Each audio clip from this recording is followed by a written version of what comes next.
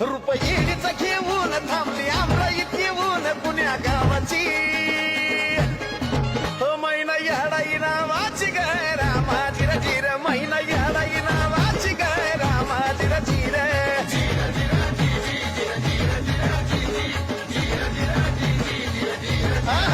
मैना याडाई नावाची ग रामाची रजीर मैना याडाई नावाची ग रामाची रजीर